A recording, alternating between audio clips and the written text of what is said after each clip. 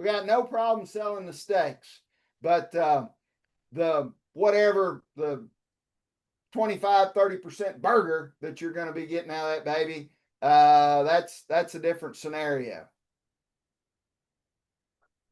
Okay, awesome. Yeah, thank you so much. Or if you're like me and you're a terrible cook, like you just cook burger, that's the one thing I can consistently cook, right?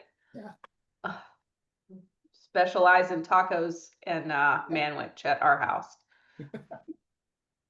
All right, Chad, thank you so much. We appreciate it. If you guys have any questions after this, feel free to shoot them to me and I will email them to the speakers. I know I won't speak for everyone. Dr. Chad Carr is awesome to work with. And so I'm sure he will be happy to help you in any way that he can, along with Dr. Rivera and Amanda that are going to be with us today. So with that, we are going to kind of transition from thinking about carcasses to thinking about how do we get to the point of the carcasses.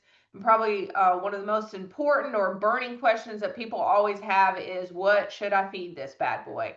And so with that, Daniel is going to help us out. He's been a nutritionist, worked in the beef industry for decades, and so we're really happy to have him here. He's got like a very practical applied knowledge that comes from years of scientific background and industry experience. And so thank you so much for joining us, and we really look forward to learning about how to finish out these freezer beef. I'm at the point in my life when you said decades of experience, and that really hit home. Well, I mean, most of us. I know, really I'm giving you a hard our time. One of the technicians pointed that out the other day, and I had to sit and reflect. And like, wow, I didn't think I was that old. But hopefully I can do a good job today. It's hard to follow up an individual that can ride a horse with a cat. I can barely get cats to sit in my lap, but that was quite an impressive picture there of Chad displaying some skills. So let me see if I can try and share this and not mess everything up too terribly bad. You're going to need to let me share it because it won't let me share.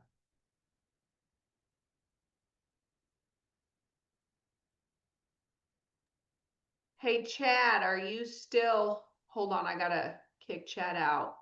Oh, there I go. I reclaimed the host. Yes, ma'am. He probably had to go feed his cat, so I'll take over the hosting position from here and let him tend to those kitties.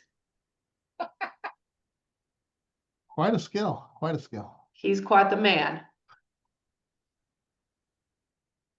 All right, can you share now? I believe so. Awesome. There Everybody we go. See that okay? Yes, sir. Let me see if I can get started. Okay, there we go. So, thank you for the introduction. I'll try and follow up that informative talk. A lot of information that was there, and I'll probably be reiterating a little bit of it simply because in this process of getting that animal from that young calf or that growing yearling to that finished product, we have to touch on several of the same topics over and over again. Kind of things that are required for all of us to know and understand. So, as you guys said, my name's Daniel Rivera, and I am at the Southwest R&E Center in Hope.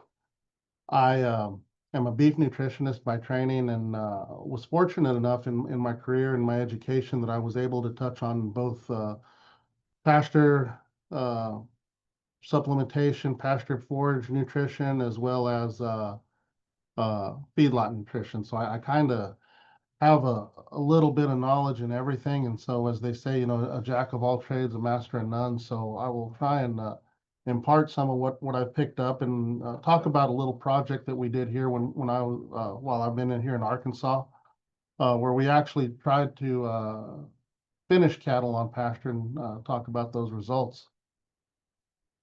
So let me get started. So when we talk about growing steers, and I was able to use this graph off of University of Kentucky, there's two things that go on, and Chad touched on this really well. As that animal gets older, hopefully, if it's in a decent plane of nutrition, it's going to be growing and getting bigger.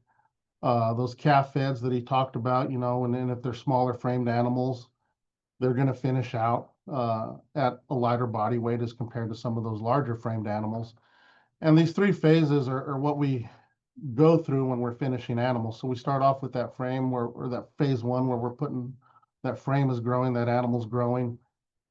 Phase two, muscle accretion is occurring. And those two phases are probably the most efficient. So when you talk about those stocker operators that'll buy those little 3-4 weight calves and grow them out on grass, they're taking advantage of that rapid rate of growth that occur in phase one and two.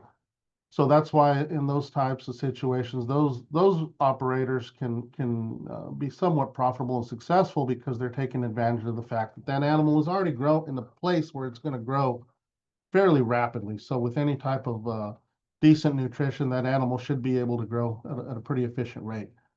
The trick becomes is when you hit that phase three, because that's when that animal is going to be the most inefficient that it is. Fat's a lot harder to put on than muscle and bone, so it's going to take a little bit longer time. And if you look at some of the feed yard data, especially research data where they're weighing cattle in 28-day increments, you'll really see that come to light. You'll get really awesome gain initially. It'll start to plane out, and then towards the end, that average daily gain is really, really poor. And hence the marketing of the beta agonists and some of those other types of additives that are fed during that last 30 to 40 days of feeding to try and increase that rate of gain and improve that efficiency in that last phase. But as Chad also talked about, we got to get those cattle to that acceptable finish weight, especially if we're talking about something that we're leaning towards a high quality product, a USDA choice. The rule of thumb when I was coming up was that a half inch of back fat's what feed yard managers, everybody would always shoot for, and that was just a general idea to tell you that you needed to get close to USDA choice. And I think going back to that graph that Chad shared, it was pretty close to that. I think it was 0.5 to 0.6 inches of back fat. We're able to get you up to about 60-65% choice if I recall that graph correctly. So that's still that rule of thumb is there. And as Chad talked about, adds flavor to the meat, adds juiciness, all those positive attributes that we talk about with an animal that grades USDA choice. And also, my wife's friends with a chef in the area, and she told me that choice also adds in an error factor. So that level of fat within that piece of meat kind of gives you that fudge factor, that forgiveness factor. So you can err a little bit more on cooking it too much and not really affect the quality of that steak. So when we talk about the original beef quality audit data that from the 90s, everybody the term that was thrown about was that we wanted our consumers to have a positive eating experience. So by making this animal or hitting that USDA choice target, we're enhancing those opportunities for this positive eating experience to occur. So therefore, making our product more desirable to the consumers. Going to what we need to do to get these cattle to that point. Chad talked about, that minimum of 90 days. And again, too, that's another old feed yard rule of thumb that you needed that 90 days because that was 90 days were required to get that yellow fat off of the carcasses. This was back in the 90s and in the early 2000s, when cattle were getting killed at 1,300 pounds, 1,250, things of that nature. So cattle on feed, we're not on feed for as long as they are now. The yellow fat from those carcasses that they would find usually occurred from cattle that came off of grass, usually long yearlings. Yellow fat just essentially is beta carotene from the forages. And keep in mind this yellow fat and this beta carotene, because we're going to be talking about those later when we start talking about the study that we conducted here in Arkansas. So when you're talking about cattle feeding, they're essentially in a confined area and they're fed their complete diet. And their complete diet has to provide everything that they need. There has to be a level of roughage in that diet because it's essential for rumen health. It helps dilute energy. It is our safety factor in keeping that rumen functional and preventing acidosis. Energy, it's coming from starches and from some byproduct feeds, and it's essential to require that animal to grow And when we talk about that animal reaching that phase 3 where fat's going to be deposited, you really need that high energy diet to help that animal continue in that positive plane of growth to reach that desired endpoint. Protein is required for growth. And one of the neat things about protein is that in finishing diets, the level of protein can decrease. So as we're increasing our energy overall, we can start decreasing our protein. So protein is required in that initial phase 1 and part of phase 2, when that animal's putting on frame and putting on muscle. That's when you really need your protein. But when you get to that period at the end, you can really decrease your protein levels because the animal's essentially not putting on any more protein, it's putting on more fat. Some study done by Wayne Green when he was at Texas A&M at Bushland showed that they can get protein levels down to 8-9% in those finishing diets and not necessarily affect any type of performance. So, and then finally, most of these complete diets are going to have their vitamin and mineral packages in there. So the vitamins and minerals, that's a whole semester's worth of a graduate level course, but essentially they act as growth cofactors for both growth, health, and most normal functions within the animal. In these confined cattle feeding operations, bunk management is probably one of the things that's most talked about. And a lot of feedlot nutritionists spend a lot of time training feed yard crews or bunk reading crews to essentially manage bunks correctly. A lot of the larger commercial operations will have a dedicated person to managing these bunks because these are very high energy diets with minimal roughage. These diets are formulated that way so that we can maximize our gain and maximize our efficiency. The downside to those types of diets is that those diets pose a risk for greater acidosis. So mismanagement of these diets, bunk errors, or even mixing errors can cause a multitude of problems within that pen of cattle. So bunk management in terms of managing these cattle on these finishing diets is going to be paramount.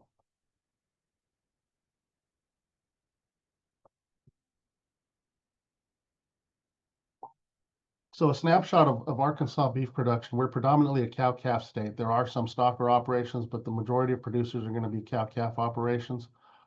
And Chad did a fantastic job on this whole backdrop as to what caused a lot of these things, set the domino effect in motion. I recall too, I didn't go into Sam's, but I went into Walmart, and I remember in Bogalusa, Louisiana, and I remember going to the meat counter, and that thing was wiped out. And so I think a lot of us and a lot of people had similar experiences, and that was the first time in my life that I'd ever seen a grocery store without anything. So it left a lasting impression, and I think it did with many others. So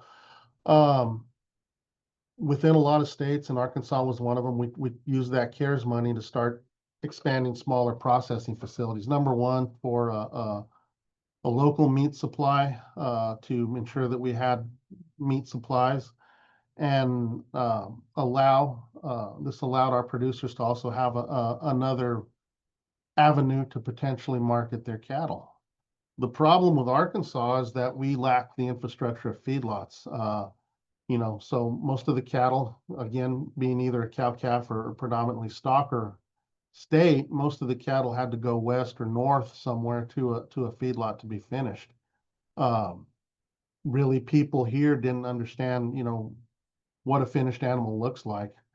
One thing too, going back to when I was at Mississippi State, because I was at Mississippi State when the COVID pandemic hit, I recall some discussion with members of the Mississippi Cattlemen's Association saying that we at the time being Mississippi, but I think the same could be said for Arkansas, needed to instruct our producers in what a finished animal looks like, or even how to finish animals, because they had gone to several small packing plants, smaller processing facilities there in Mississippi, and they saw carcasses that his term was essentially looked like deer carcasses that were cattle carcasses. And I think, it goes back to that lack of infrastructure. Most people, cow-calf operations really have no idea how to finish an animal. Even the stalker guys, they can put gain on an animal till that thing's about 700-800 pounds, and then it's on a truck headed west. So when we talk about infrastructure, we not only talking about the feedlots, but even just the knowledge base on how to do this. And then, the thing going back and forth, we're worried about our quality. We want to make sure that our consumers, when they consume this locally produced beef, have a positive eating experience. Because, as Chad said, there's two reasons why people will buy from you, and it's either because they know you and they want to help you out, or they trust you.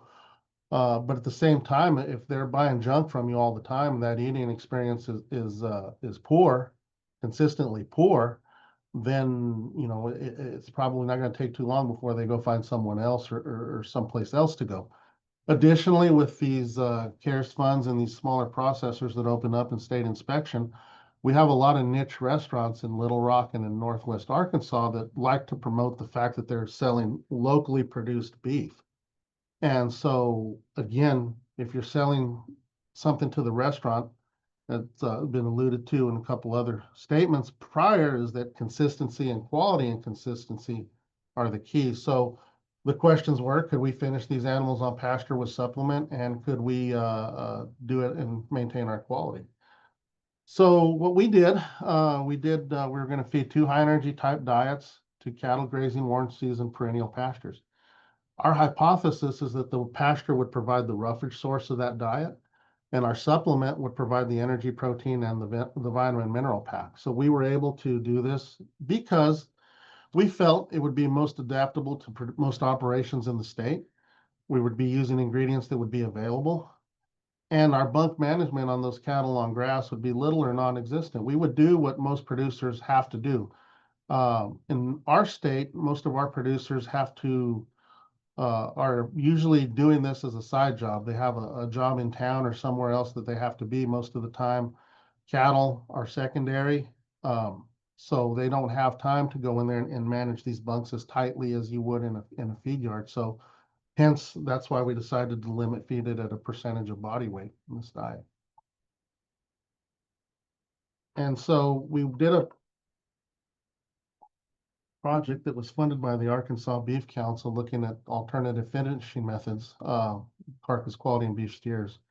And my graduate student looked at this, and we were just going to look at 3 types of diets. We have a feedlot, a small feedlot here at the station at Hope, and we were able to confine those animals and feed them as close to a finishing diet as we can get. Understandably, we have some limitations in terms of our ingredient availability, but we wanted to see how they compared to finishing animals in a confined situation to see if a producer could do this at home and have success doing it. So like I've always felt, our mission at the experiment station is for us to take the risks, and if it blows up in our face, it blew up in our face rather than producers and losing them income. So we got these cattle in, and these were preconditioned crossbred beef steers, about 550 pounds when they came in.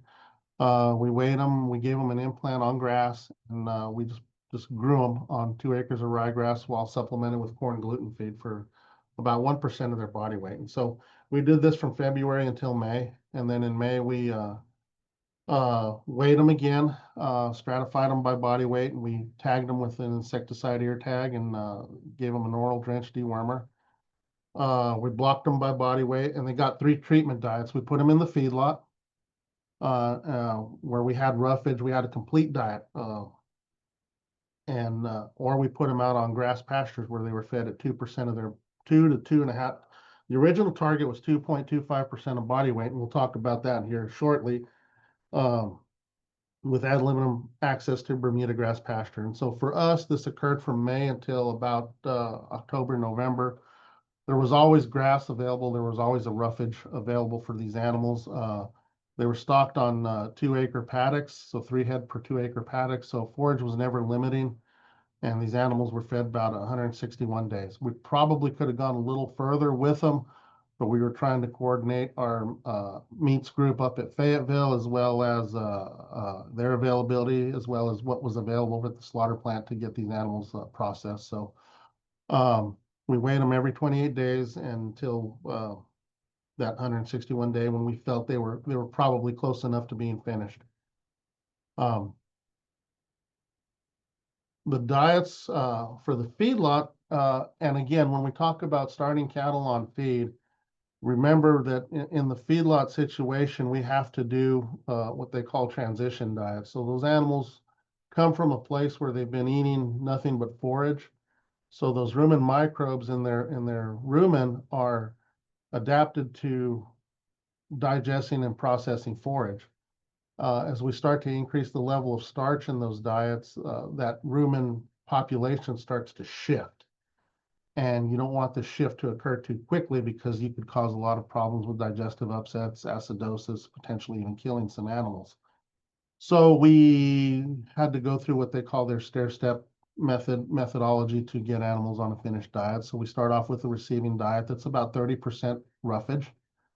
We'll feed that probably for about a week or so, and then transition them over to an intermediate diet for about a 2-week period. And then we finally shifted them over to the finishing diet. And so this is the finishing diet. It's about 10% Bermuda grass hay, 56% cracked corn, some corn gluten feed for protein, a mineral package, and the two diets that we looked at 2 types of diets. We looked at a high starch type diet, which would be high levels of corn. Now, when we talk about acidosis and something that one of the things that can cause acidosis are high starch diets, because that starch is rapidly fermented in that rumen and it causes that spike in volatile fatty acid production, which essentially can overwhelm that animal's ability to process those VFAs, because an animal processes VFAs and turns them into glucose. But if you produce too much VFAs too rapidly, you could overwhelm the animal's ability to process those VFAs and then lead to what they call acidosis, because you just get a buildup of those volatile fatty acids. And that's usually indicative of a high starch type diet. Hence, this is why we have to include some type of roughage in there to kind of slow down that digestive process. It allows the animals to chew on something. So when they're chewing, they're producing urea in their saliva that they're swallowing, which acts as a buffer to help alleviate some of these issues with acidosis. The starch diet, we added some corn gluten feed and distiller's grains to increase the energy content so that we could achieve similar energy levels. The purpose of these diets was to achieve similar energy levels across the 3 treatments. Because we had such a high level of distiller's grains in this starch and the byproduct diet, we had to incorporate some limestone to balance out, because distiller's grains are high in phosphorus, so limestone's high in calcium, so we have to keep that ratio 2 to 1 at least on the calcium to phosphorus level. The byproduct diet had about 15% corn and then made the rest up with corn gluten feed, DDGs, soy hulls, and all had our mineral mix in there. The theory or the thinking behind this is the starch. We wanted to see if we could finish cattle on a high byproduct type diet, because this would be the safest option for our producers. And when I talk about a safer option, I mean less likely to cause ruminal acidosis. One unique thing about these high byproducts is that there's relatively low starch in this diet. Therefore, we hypothesized that we would not get that volatile fatty acid bump that you might get with that starch or even that feedlot diet. So for someone that's feeding once a day that may or may not accurately be able to weigh out what they're feeding, this byproduct diet would be, in our estimation, the safest alternative and the least likely to cause digestive upsets. So the cattle were out on these pastures here as they were laid out.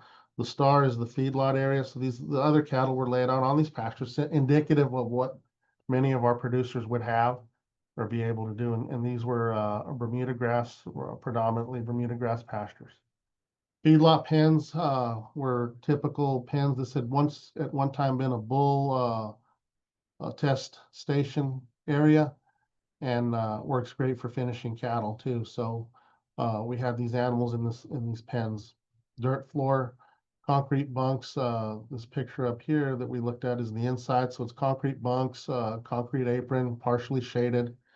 Those were our feedlot pens, and I should mention that the outside pastures all had shade structure as well, so the animals always had access to shade if they needed it.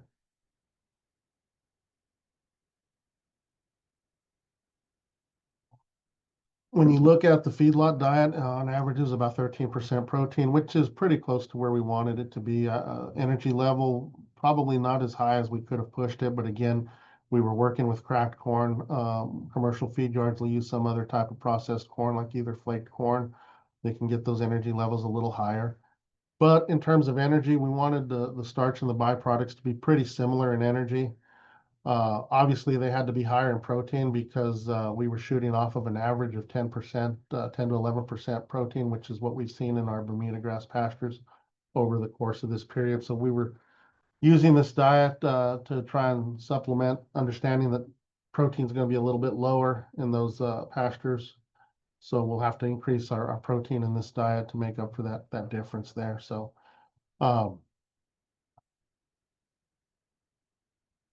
the forage analysis overall, when we look at our hay, it was about 7% protein, and our forages, Bermuda grass pasture, during that whole time, on average, about 12% protein, which is pretty good.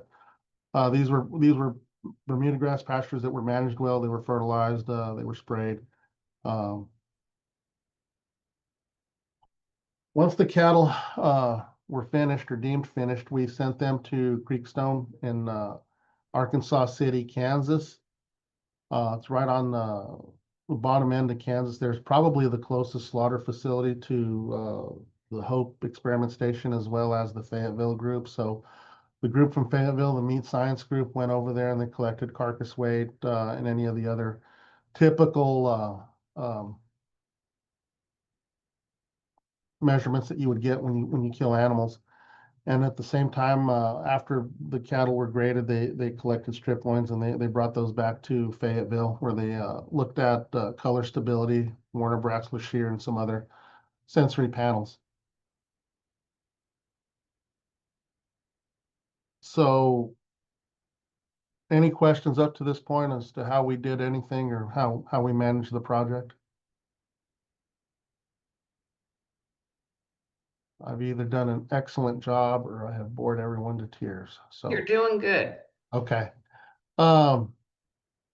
Let's talk about what happened. So for the sake of time, I'm just looking at overall data. So initial body weight was, we started those animals, they were pretty close to 800 pounds. So we had them on that growing period from February till May. We started them at 800 pounds and then we finished them right around between 12 and 1250 roughly.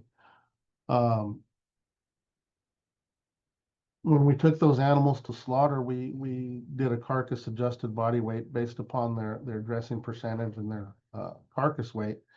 And that kind of eliminates some of those fill concerns. There were some concerns about fill because the feedlot cattle were fed and that was what they had to eat. And there may or may not have been feed in the bunk for them when that final body weight was collected. The starch and byproduct animals were able to graze all day. So we were concerned that there may be some fill differences going on, but carcass adjusting them allowed us to kind of put everything on an even playing field. So when we did that, obviously there probably were some fill differences going on because we did see some differences in body weight when it was adjusted on a carcass basis. So it took out that, counted in for that shrink and any of those other things that you might have seen in the situation. Average daily gain was pretty close. They were all similar in terms of average daily gain, 2.8 to 2.6. The cattle fed the starch diet on pasture had the lowest average daily gain, especially when you put it on a carcass adjusted body weight. Now I really screwed up. So I thought I went over this thing, but those two daily gains on the bottom are in kilos and they should be in pounds. So that starch treatment would be 2.31. And the other one should be 2.47. So we saw a tendency there for the starch to have the lowest average daily gain. So 2.5 versus 2.3 versus 2.47. So we can talk about that here shortly. When we look at feed intake, and this is where we think some of those differences occurred. Feed intake, those cattle in the feedlot were fed ad libitum. So they were fed to ensure that at least we wanted at least a pound of feed in that bunk when it came time to feed them in the morning again. If that pound wasn't there, their feed was increased. The byproduct and the starch diets were fed on a percentage of body weight basis. So in theory, those two diets should have been fed at the same amount. But what we saw was that there was a lot of refusals associated with the starch diet. So we would get some refusals, we'd have to back off on what they were being fed, and then we'd gradually work them back up, and then we reach a point where they'd back off again. And so what we hypothesized was going on was that there may have been some subacute acidosis occurring with that high starch diet. Going back to our original hypothesis, we wanted to see if that would be the case. And we thought that might be what's going on. So, it was the summertime in Southwest Arkansas, although it's not quite as balmy as it gets in the Florida Panhandle. We still get pretty uncomfortable days.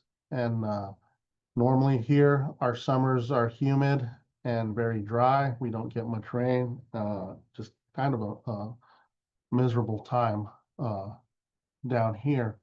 And so we think that, there may be some heat stress things that were going on in the animals that were fed the starch, possibly due to that rapid level of fermentation, may have exacerbated some of those heat things going on. Additionally, too, maybe that starch was causing some acidotic issues that were going on, because in that feedlot diet, since that diet is mixed, those animals are forced to consume that roughage, whereas out here on pasture, they have access to it, but they don't necessarily have to consume it. So we feel that those starch steers may have entered a subacute acidotic state, which caused them to back off on their feed, and kind of led to that roller coaster effect that we saw with their intakes. The byproducts really had little starch in them, so we had less opportunity for those digestive disturbances to occur. So we felt that, this helped address some of those questions there, that if we were to recommend a type of diet to a producer that would be the quote unquote safest for them to feed, it would be a diet high in byproducts, as opposed to something with a high level of corn,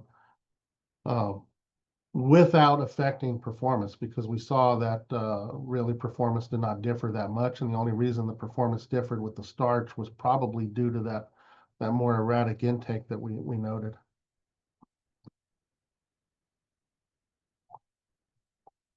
Let me orient everybody. So carcass weight is the first variable, and we saw that there was really a tendency there, but nothing to write home about. Again, the byproduct in the feedlot diets had the greater carcass weight. No differences noted with dressing percentage. Back fat centimeters, and that's one that I messed up again. 1.1, that's not inches, so that should be about 0.43, 0.43, right around 0.5 for the starch and the byproducts. So we hit that half inch of body back fat number pretty well. Our yield grade, remember, the lower the number, the higher the yielding animal. So everything was around that 3 yield grade level, which is where we want to be when we're shooting those animals to slaughter. Ribeye areas in inches squared, I was 11.1. This I did convert, I just didn't change the heading on that.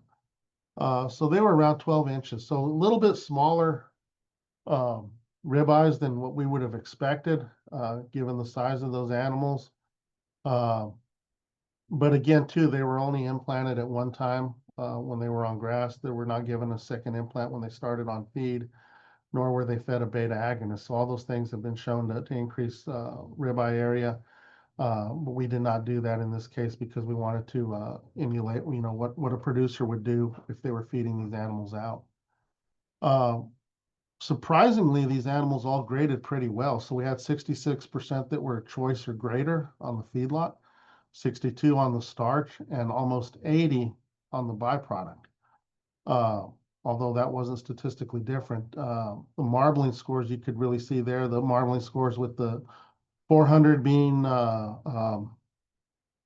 slight and 500 being, I'm sorry, 400 is slight, 500 is small, or I'm sorry, excuse me, 400 is small, 500 is modest.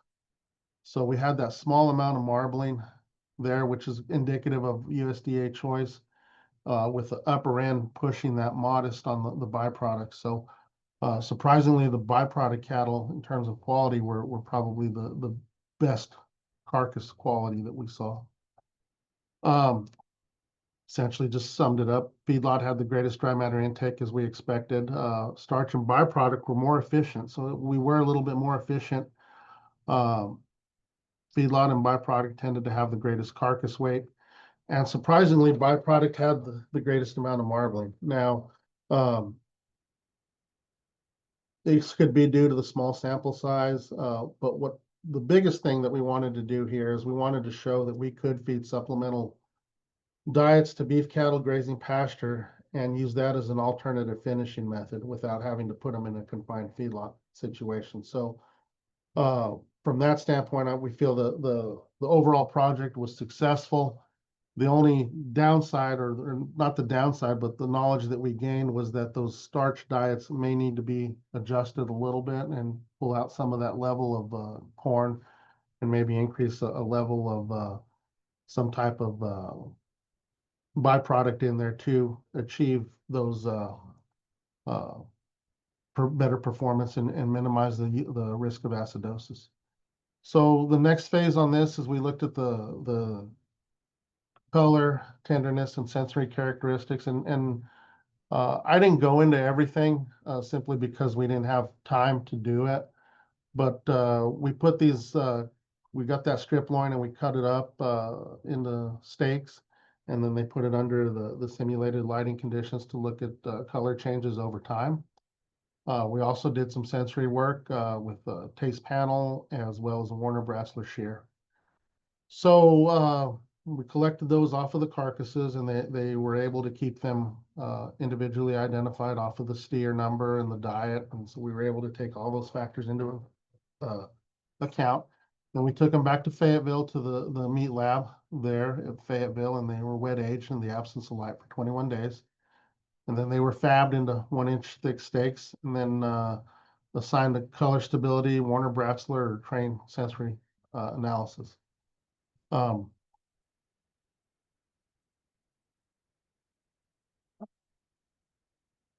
The most interesting thing that we saw were the color responses. So these are different hues of color. So the brighter the color on this one on the beta tells us that it's a little bit more red in color, a little brighter yellowish. So we can see the two pasture treatments had a little bit greater yellow hue, which we would expect from that beta value. And then the chroma tells us the high saturation vivid color. So how much longer are these things maintaining that brighter red color appearance when we start looking at it over time? And what we found is, and this is what really became interesting and really piqued our interest, is that we saw differences in color between the two pasture-fed animals. So the two pasture-fed animals were able to maintain that brighter color for a longer period of time compared to byproducts. So when we talk about this in terms of marketing and packaging, we may, increase the shelf life stability or the color stability inadvertently by finishing these animals out on pasture compared to conventional feedlots. So another color measurement here, looking at the hue angle. again, essentially tells us the same thing, that the closer you are towards that bottom scale, the redder the product, the higher you are, the darker the product. So those animals fed on pasture were able to maintain that redness for a greater period of time. Warner Bratzler shear, no differences between the feedlot and the starch diets, but the byproduct diets, again, surprisingly had a lower number kilos that it took to shear that piece of meat. As Chad talked about, you essentially cut out a core and then you slice through it, and the pounds of force or the kilos of force that it took to cut through that core were less for the byproduct diets, and probably associated with the fact that these animals had greater marbling, as Chad talked about in his relationship between marbling and tenderness. So what we saw was that, feeding those animals on grass, we were able to improve strip loin stability. Previous data, I think Oklahoma State did a bunch of work on it back in the 90s, looking at, and other places did work looking at vitamin E supplementation, or even antioxidant supplementation, as a way to enhance that color stability and increase that shelf life stability when it's out on display. And we don't know if the deposition of beta carotene in those strip loin steaks, from the fact that they were on actively growing pasture for the majority of the time they were finishing, had that same type of antioxidant effect that we saw with vitamin E in previous data. Additionally, is level of vitamin E in that actively growing pasture, is that going to be sufficient enough there to increase that color stability? No differences. I didn't share that data, but no differences were noted for flavor intensity, off flavor intensity, initial juiciness, or sustained juiciness. So from the taste panel perspective, everything was pretty common, similar. So what we found, the overall gist of this project, we found that, a producer in Arkansas feeding these types of diets could finish cattle out on grass and still be able to achieve a high quality product, an acceptable high quality product, if they're marketing it towards consumers. And on a side note, we inadvertently found that possibly feeding them out on grass, or allowing them to have access to pasture, could allow them to maintain or improve their shelf life over a period of time. So with that, I'd like to acknowledge the Arkansas Beef Checkoff, because they funded this project, as well as the Arkansas Agricultural Experiment Station for helping fund this project as well. So any questions? I'd love to talk about this, or anything else as it relates to this. One of the questions I get a lot is just talking about tips, and that's probably not even the right word, but talk about bloat, and when you're most likely to see it, and some of those kind of, dietary or ration factors that are kind of like, you want to have at least a minimum of X, Y, and Z, or whatever those might be, to try to kind of help mitigate some bloat risk. Yeah, that's a great question. So bloat is always a concern, and it always kind of not necessarily related to, but it goes hand in hand with acidosis. Anytime you have a high level of starch in the diet, and starch coming from corn, corn is probably, when we look at our ingredients, let me go back to that. So in our diets here, corn is where your starch is, because when you break open that corn kernel, that's where the starch is, inside that kernel. And that's what's utilized by energy. So those rumen microbes will get in there, and they'll digest that stuff pretty rapidly. I mean, they love that starch.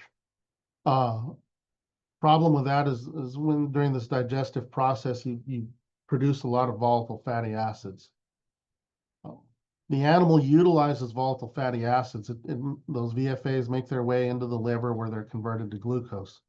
But if too much VFAs are produced too quickly, you kind of overwhelm the system, and the animal can't process those VFAs fast enough. So you get this acidotic state where you could run into rumen acidosis, you could run into bloat, things of that nature. So bloat, as it relates to acidosis, is tied back to high starch diets.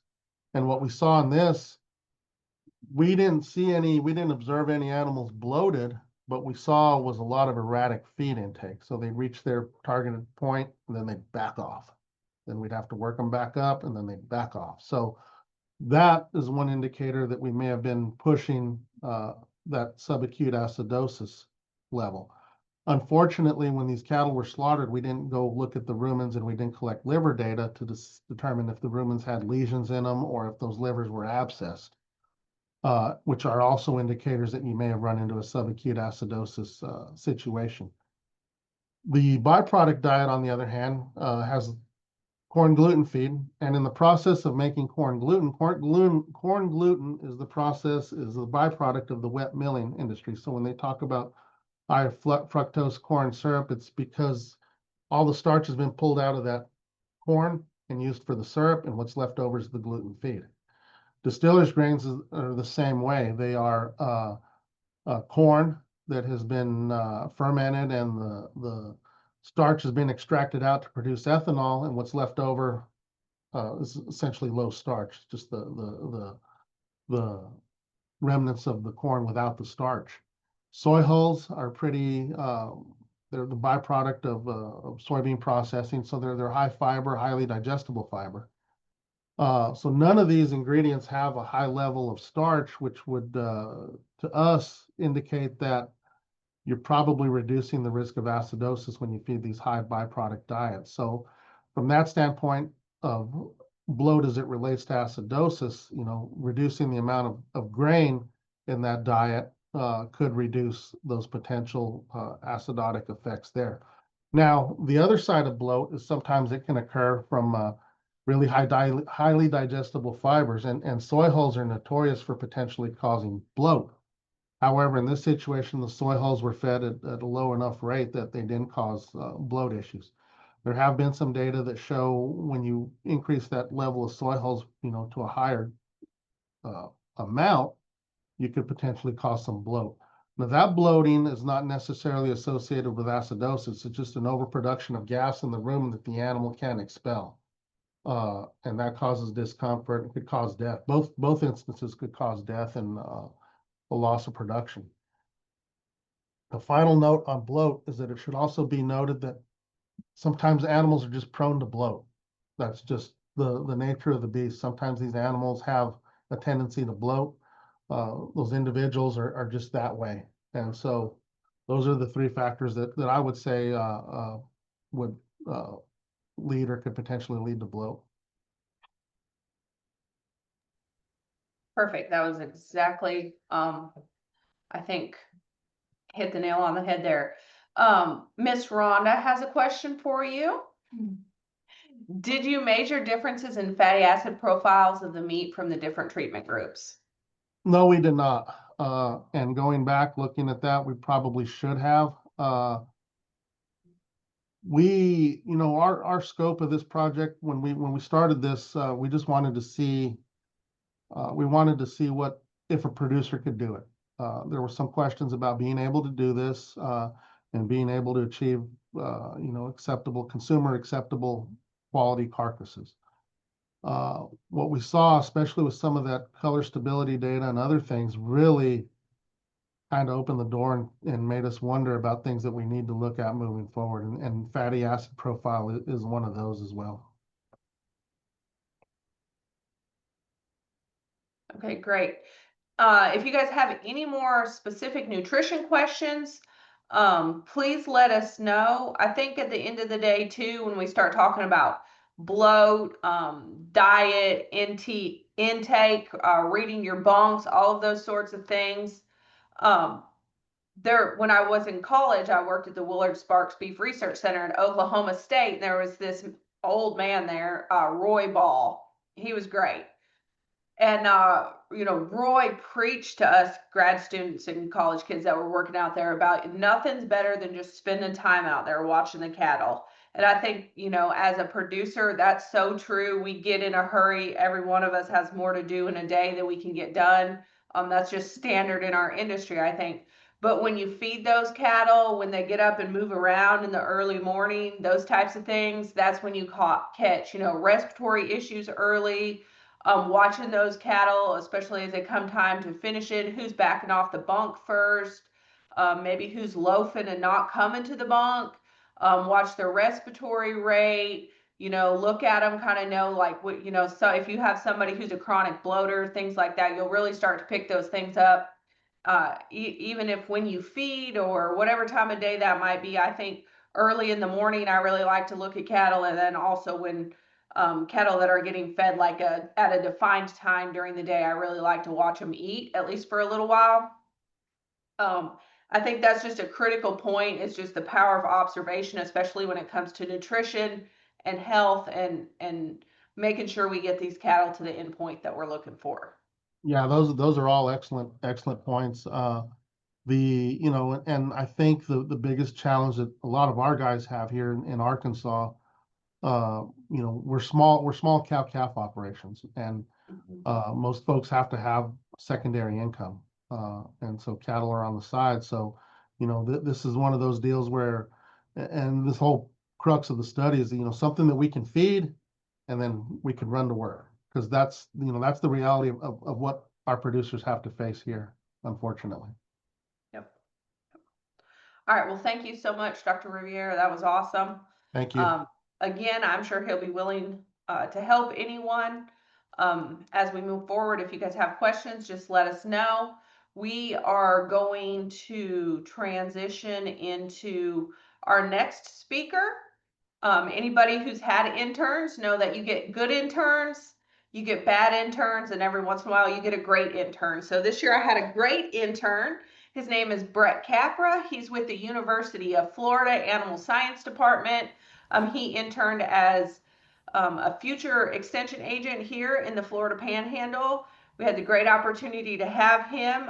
His pet snake, Indy, is joining us in the background, I see there. So Brett is on campus taking classes. His internship is wrapped up, but he was a member of the University of Florida's meat science and meat judging team. He's probably had some Chad Carr influence in his life at some point or another. And so he's going to talk to us a little bit about looking at your cuts and your product and determining the value and quality of those. And so with that, Brett, I will turn it over to you. Thank you, Callan. Can you hear me all right? We can hear you if you want to go ahead and share your slides. All right. You know how to do that? I believe so, yeah. 1 second.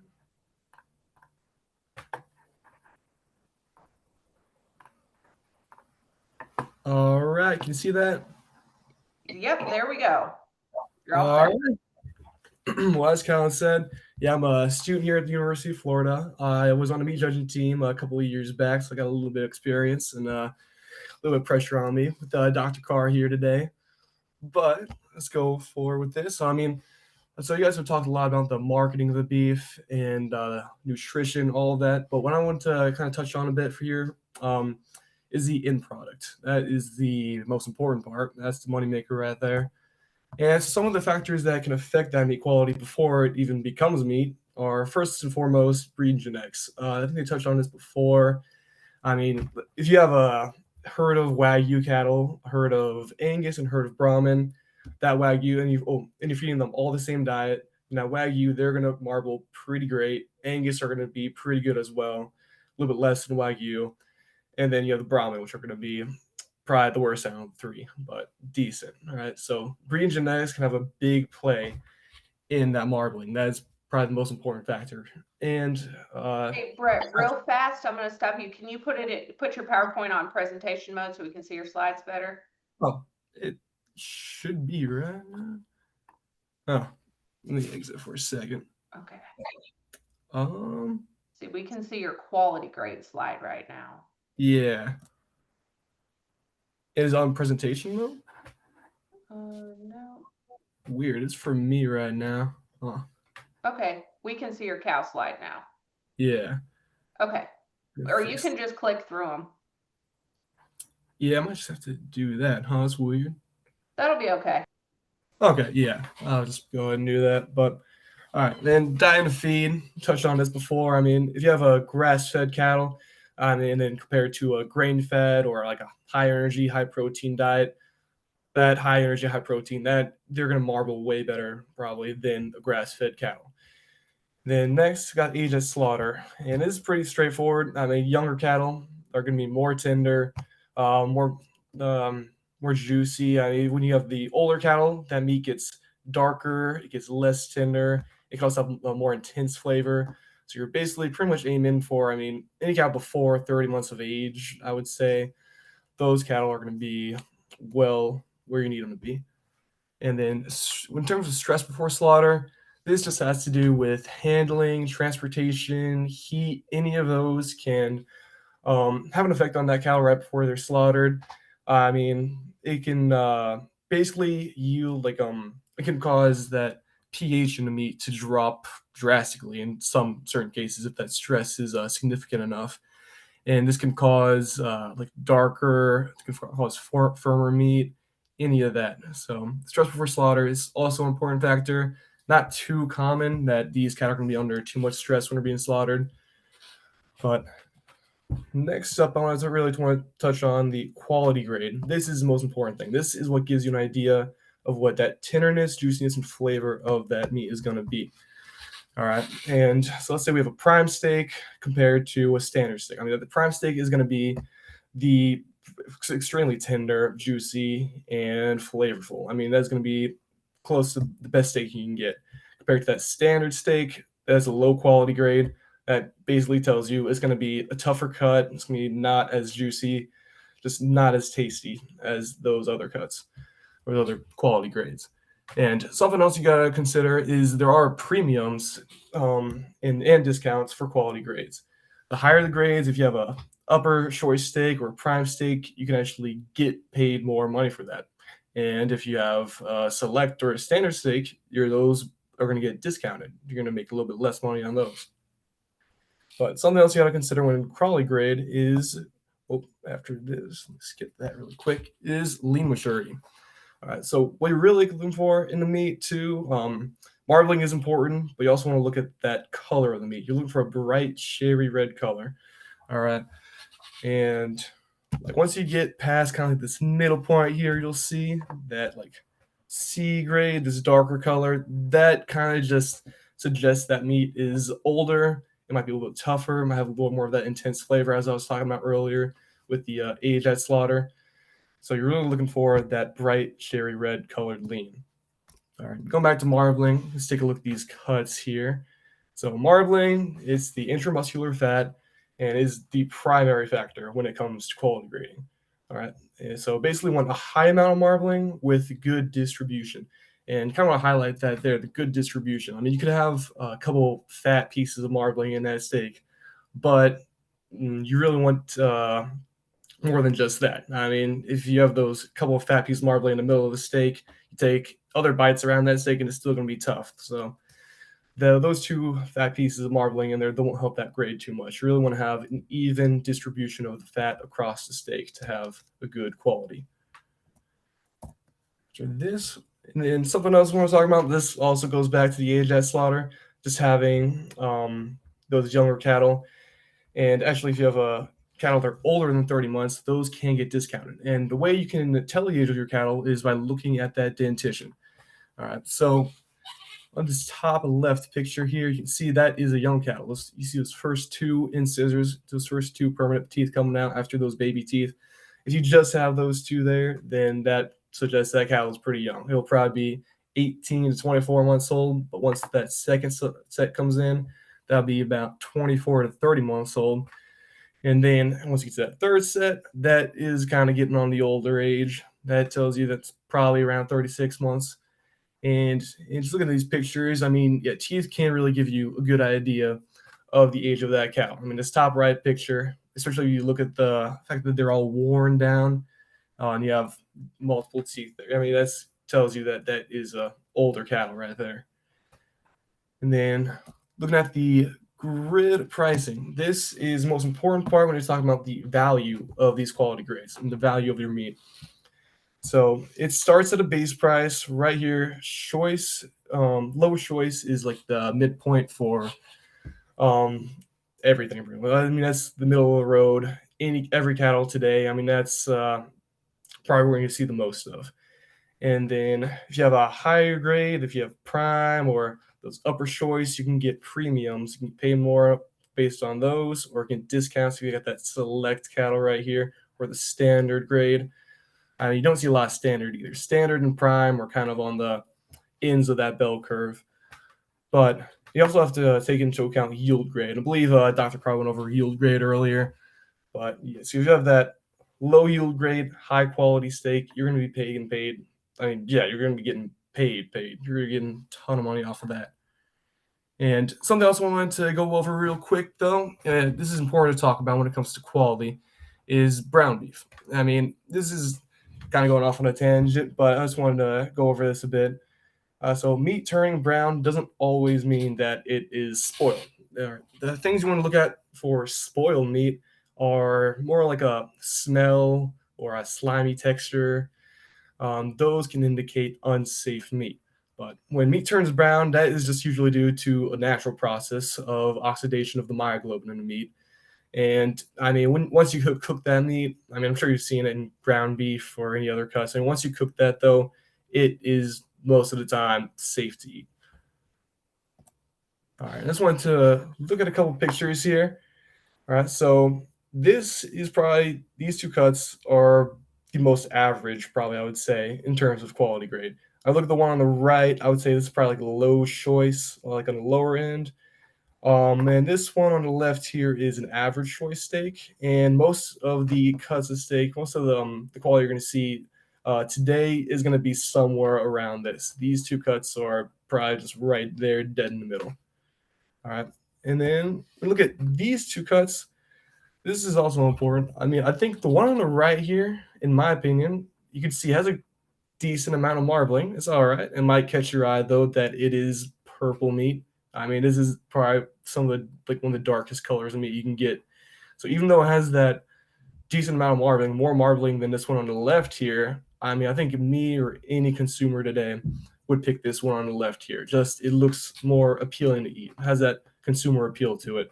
So even though this might not, have that same quality in terms of marbling as this one over here, this is what people want to buy.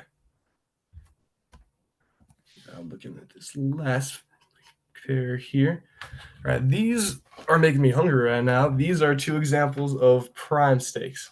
All right, I mean, you can see just the sheer amount of marbling you get here. This, I believe, is about like an average prime steak. I mean, this is almost as good as you can get when you have, anything other than Wagyu. And one on the right here, I mean, this is on the lower end of prime right here. And you see the good distribution of marbling. You know, there's not a lot of fat pieces, but there's a lot of specks of marbling in that meat right there. And same with this one. This has like a little bit of both. I mean, you got a lot of specks marbling in there, but a lot of big pieces as well. But you got that even distribution of that marbling in that steak, which really adds to that quality grade. All right, and just to recap what I've gone over. So breed and genetics, diet and feed, age at slaughter, and the stress before slaughter are going to be some of the most important factors when it comes to the quality grade of the cattle. All right. And the main things to look for after that cow becomes a steak is looking at the meat, look at the color, look at the marbling, like looking for high amounts of marbling, even distribution, and also the maturity of the cattle is really important factor when it comes to that quality grade. And last thing, you got to understand what the grading and grid systems are. I mean, when it comes to money, that is kind of what you really want to look at is that grid. So that wraps up that presentation for me. If anybody's got any questions. Brett, I have a question. Going back to slide 10 where you had that purple meat, do you think that that was probably a result of age, or why do you think that meat was so discolored?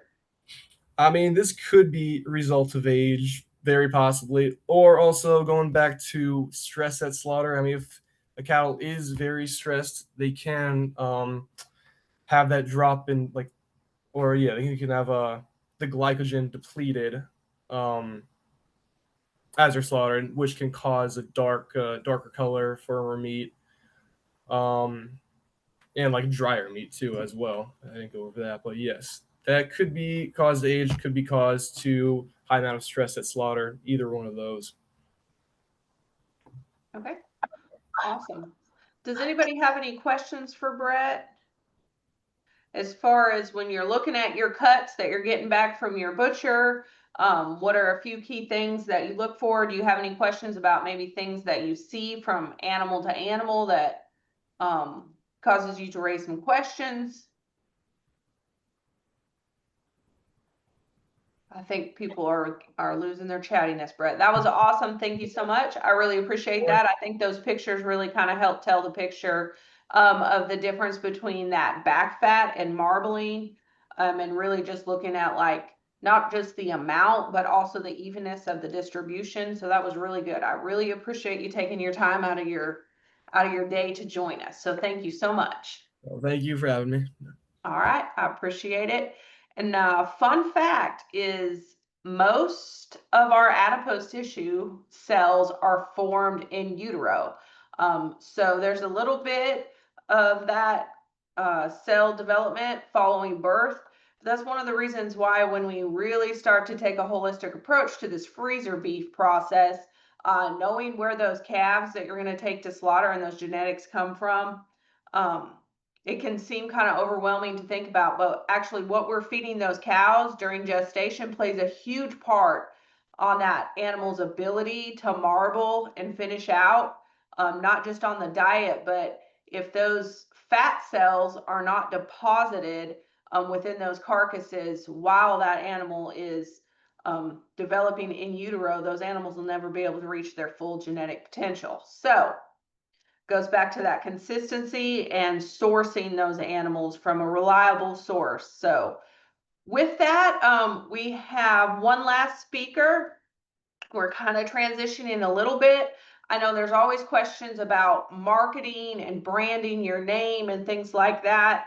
And we've talked about some of those in the past. However, we're not going to squeeze that in today. Our last speaker is going to be Amanda Masholie. We're so glad to have her at the University of Florida. We stole her from Mississippi State. And she is going to talk to us a little bit today about shipping product and some of the considerations to take into that. That's been a topic that's gotten brought up the last couple of years and requested to be approached. So Amanda's going to do that for us today, and then we'll go ahead and wrap things up.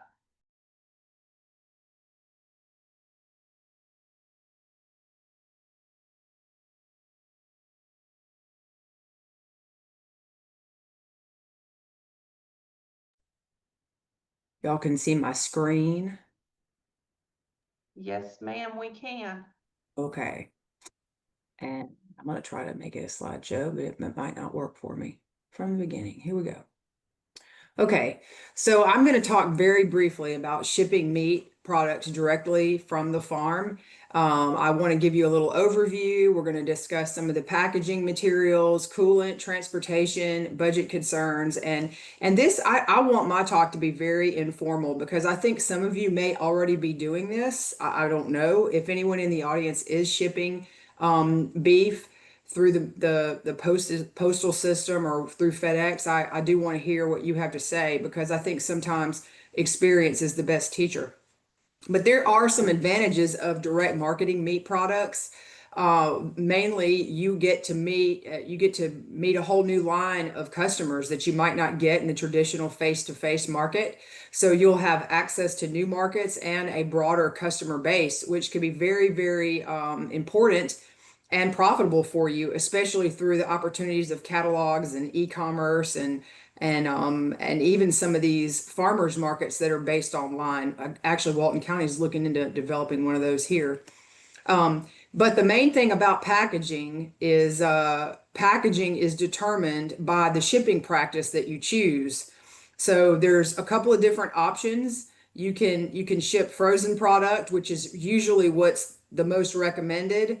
And sometimes those can be sent out like, within a 24-hour basis or an overnight delivery service.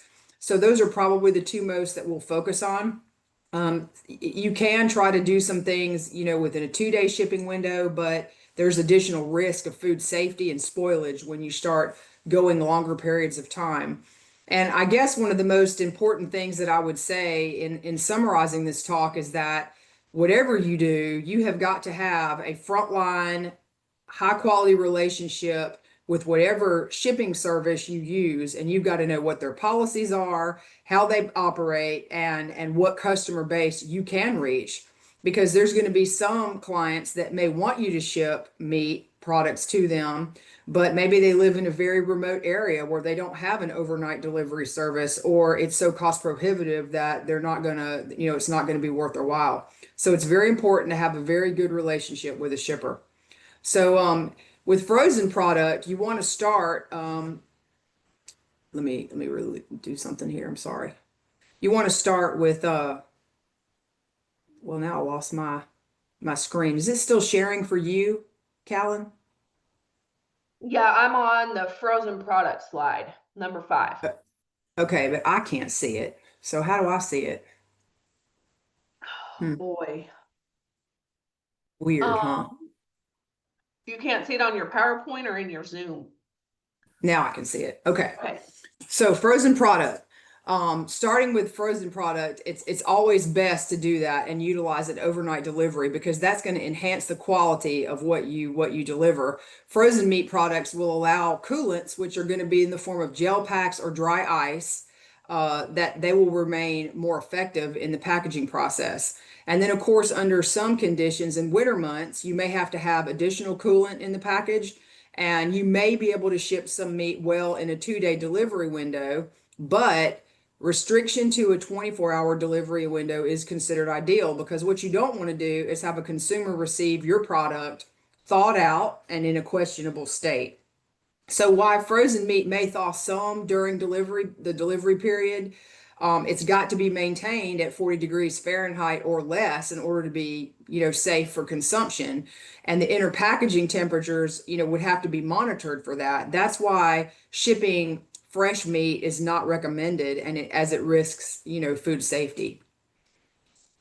You want to develop a policy with the shipping service you choose, because they've got to be able to guarantee that they can maintain the frozen state of the meat product during transport with the packaging, requirements that they set forth for you. And you also have got to develop a policy on how to deal with meat that might arrive to the consumer thawed or spoiled, because in business, the customer is always right, and you get them bad product one time and you've lost a customer. So you've got to think very strategically about how your shipping partner relationship is going to work and how you're going to deal with mistakes or errors or problems. There's a lot of supplies to consider, and they have to be considered very carefully, because all of them indicate an input cost. There's a lot of different types of boxes that are on the market. There's insulation and internal fillers that you can use within a box.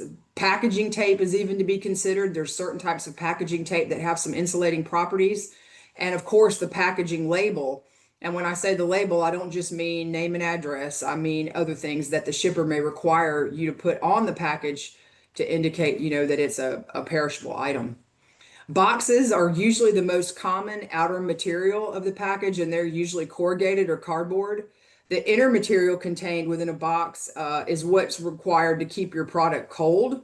So they do make some boxes that come with insulated linings, but in most of the readings, I saw that people are using a styrofoam liner or even a styrofoam cooler within the box that helps keep, the product insulated, and it's actually a whole separate unit within the box. But regardless of combination, both the boxes and the insulation have to work together to keep product cold and keep heat out and provide protection, from shipping damage and handling. There's different types of insulation and internal fillers. And again, the styrofoam box and various insulated liners are most often what are used. There are some air-filled insulated liners and insulated pads and all kinds of corrugated boxes that you can buy of various thicknesses. And all of these come with their costs, but they can be used in lots of different combinations, to keep products cold and heat out.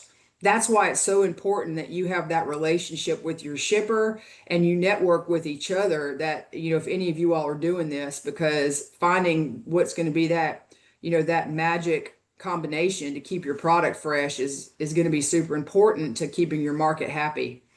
In addition to insulation, there's other items that are often referred to as fillers that have to be considered when you're packing and securing the product in movement, because things will shift during transit. Packaging tape is very important because you want to keep everything secured, and taping the box will enhance its longevity. And again, you don't want it flying open. You might want to consider some of that. They have a silver tape that's sort of like a refrigeration type tape that might help with insulating properties, but it's very expensive. So the tape can be a considerable expense associated with shipping that has to be calculated in. Package labeling is also very important. It's essential and a very important part of the shipping. And it's more than just the address of the package destination and your return address. It's got to be able to withstand the shipping and delivery process, the handling, being loaded and unloaded off of trucks or air carriers. And the label's got to convey that delivery destination correctly and the return address to the specifications of the shipping agency that you're using. A lot of times packages also have to be labeled as perishable, keep frozen or refrigerated, but all of the different shippers that offer services for, frozen product have to be consulted directly for details on how to properly label any kind of meat product that you would want to ship. Packaging goals there, it's got to be secure for transport. You want to keep heat out. You want to maintain a cold internal environment and be as compact and lightweight as possible, because weight and size determine shipping cost. Coolant is another important consideration, and there's lots of different types of coolants that can be used when you're shipping meat. Lots of things like gel packs or dry ice would be needed in order to maintain safe temperatures and the integrity of the meat product. Most gel packs or gel coolants are non-toxic and are safe to be used for shipping food. But again, those are things you want to absolutely verify, because you would not want a gel pack, or sometimes they're even in like a plastic, like a Ziploc bag type of a material, and they're sealed. But if one of those burst, you wouldn't want anybody worried that gel was toxic to product. I mean, even I'm sure the products will be covered, you still don't want that concern with the consumer. Regular ice should never be used in shipping meat, because it can melt and cause some cross-contamination problems and other issues, because it turns to water, and then you've got a cardboard box, or that could potentially be getting deterioration from water. And most shipping companies do not allow regular ice unless that packaging is completely sealed. So again, that relationship with the shipper is key in knowing what their expectations are of what coolants you can use. Also, the number of gel packs or the amount of dry ice is going to vary based on the size of the package, the length of time it's going to be, being in transport, and the amount of product to be shipped. So when you go with an overnight transport, you kind of narrow down your window of time of which your gel packs or dry ice are going to last. And when you try to stretch out your shipping time, that's when you can run into problems, and it require additional expense and other things. So you really have to look at what expenses you're willing to take on in doing this. Dry ice is also considered a hazardous material for some air shipments, and it's got to be handled very safely. It requires special labeling in some cases, and all those things will be based on the shipper's policy. So again, you've got to have that relationship with the shipper to know, what can we use, what's legal, what's not legal, and what's the best way to get product to the customer. There are some resources for dry ice shipping that you can look at. These are some websites that, I just wanted to share. And of course, Callan's going to have all these presentations available, so you can take a look at that and find out what you want to know. Transportation services, the main three are of course UPS, FedEx, and the Postal Service. Those are the main big ones in this country that, handle transportation service. It's not to say that there's not others, but those are the three, biggies that you can consult with. Shipping costs are, often based on weight of the product, package dimensions, destination, and the delivery time that you specify. So those are all things that require a lot of consideration. Heavy products and large packages shipped long distances with a 24-hour guarantee are going to be expensive. So when you think about that, you may have to think about, well, do I only want to ship within 3 states that surround me, or what's the best market for me to target? So when you evaluate the distance cost, then you can evaluate what areas, that you're willing to ship to and how to market that. Shipping time is also very critical to perishable food. Again, that overnight delivery is ideal. Less than 2 days is considered a maximum for some, but the longer you have that product in the shipping line, the more risk you have of spoilage and an unhappy customer. So you really want to give consideration to that. You also have to check with the carrier for region-specific zones and delivery times, because some people can't get an overnight delivery. They don't have an address where that's serviced. So when you acquire a new customer, you've got to be able to communicate with them and check those things out with a shipper. You're also going to want to consider what tracking options your shipper offers, because certainly if a customer is going to the expense of shipping a fresh meat product across the country, they're going to want to be able to track that. And you also have to consider your location in relation to your shipper's drop-off locations where you can bring product to them, or if they offer a pickup service and can come to your farm to you, because a lot of farms are in rural areas, and if you've got to drive, into town to ship a product, that's an additional expense and of your time. There are a lot of budget concerns. The cost of getting the product to the customer, again, very, very important, and carefully evaluate that. Costs have to be factored into the sale price of the product. You have to consider that some meat marketeers offer a free shipping service on bulk orders, and that may be beneficial to look at and see what the competition's doing, because in any free market or retail market, you're only as good as your competition. So you always got to know what are others doing. And this, of course, would be a niche market, I would assume, especially if it's fresh off the farm. But shipping can be a deterrent if the costs exceed the value of the customer's product. So you've got to carefully weigh that and figure out, at what price point is it worth to even ship a meat product to a customer, and maybe focus on marketing those combinations of products. The other thing is that there's a lot of expenses that are incurred when you're shipping meat. The outer container, the inner insulating vessel, which is usually styrofoam, the coolant that you choose to buy, and what can you access? Are you near a location where you can get dry ice? Some of us are not. The tape, if you're going to use insulated tape, the labels, the transportation, which would be the shipping company. If you've got any packaging label, if you've got, farm labor or laborers on the farm that are packaging packages up for you, you've got to give consideration to that. And then your labor and transportation costs to drop product off to the shipper to go out into the supply line. And then, of course, you also have to factor in if you have any product loss or disasters. So common customer concerns are going to be, are shipments to post office boxes allowed? Is that possible? How will the meat be kept cold during transport? Can the shipping container be reused? Will the meat be frozen when it arrives? What's the refund policy if the meat arrives spoiled? Who is the shipper, provider? Is it UPS? Am I going to get it from the post office? Where's it happening from? Is tracking available, and how you're going to communicate that to the customer? And does someone have to be at home to receive the delivery? And then how long will it take for my purchase to be delivered?